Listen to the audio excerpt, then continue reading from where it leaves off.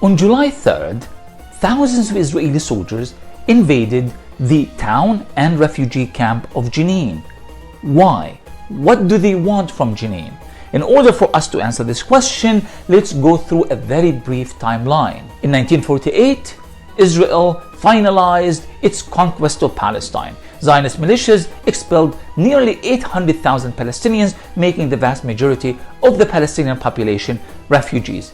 Many of these refugees ended up going to the northern West Bank, the town of Jenin, and eventually in 1953, the refugee camp of Jenin was established. Since then, Jenin has been part and parcel of the overall collective agony of the Palestinian people, but also resistance as well.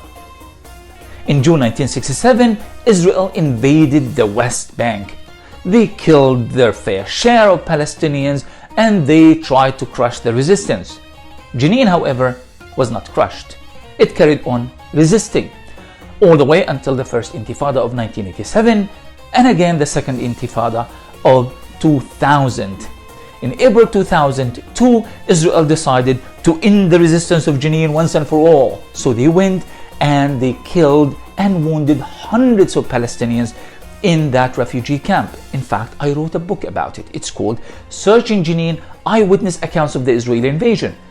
The book came out a few months after the massacre. It was my first book, but it also helped me understand the relationship between people's history and Palestinian resistance and the Palestinian reality on the ground. It was no longer about emotional, sentimental relationship. There was something real and practical going on. The people are ultimately the ones who are making the difference in Palestine as it is elsewhere. In the last few years, Jenin became more emboldened. The resistance began growing stronger and stronger. The Palestinian Authority, which has been kind of, collaborating, well, not kind of, outright collaborating with Israel, was being pushed out of Jenin altogether, and the resistance has been taking their place. So there was kind of common interest here for the PA and Israel to end the resistance. Especially, there's a lot of fear in Israel that once Mahmoud Abbas is dead or absent somehow, because he's like, 86 now, the Jenin resistance is going to inspire an armed rebellion in the West Bank and try to change the political system altogether. So for Israel, Jenin has to be taught a lesson and the resistance has to be eradicated. So they began this process in earnest in January of 2023. They invaded Jenin, they killed 9 people, wounded many, again and again and again. They also did it in June. These are some of the major Israeli military operations and attacks on Jenin. On July 3, this latest ongoing operation in Jenin is supposed to be the most serious, because the aim is not just to kill few Palestinians and arrest few so-called wanted fighters, but rather to eradicate the very infrastructure of the resistance, to arrest and kill as many Palestinian fighters as possible. But will they succeed in doing so? But why did Israel decide to eradicate the resistance altogether? Because they know that if Jenin continues to resist, the rest of the West Bank will eventually join that armed rebellion. In fact, that armed rebellion is already taking place in various parts of the West Bank, Nablus in particular, with the inception of the group the Lion's Den. The Lion's Den is a combination of various Palestinian resistance groups that are operating kind of with marginal connection to factions, but also independent from it.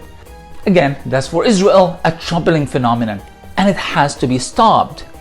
But will Israel be able to stop it?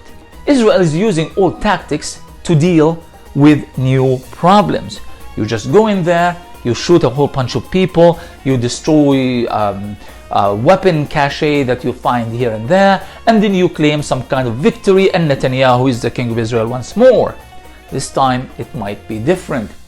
Israel might end up igniting an armed rebellion throughout the West Bank, and Gaza might join in. And even if that does not happen, chances of Jenin ending its resistance is quite slim, simply because Jenin has been resisting, not only since 1953, and certainly not since 2002, but Jenin has been resisting even before Israel became officially a state on the ruins of historic Palestine. The villages and the town of Jenin itself and the villages surrounding that town have been kind of leaders in the Palestinian popular and armed resistance for decades. In my personal opinion, this is not the end of the story. It's just a chapter as far as Israel is concerned, and I think eventually it will end badly for Tel Aviv. What do you think? Do you think Israel will be able to eradicate the resistance in Jenin? And what do you think the consequences of all of this will be? Please do share your comments and your ideas with me below, and don't forget to follow.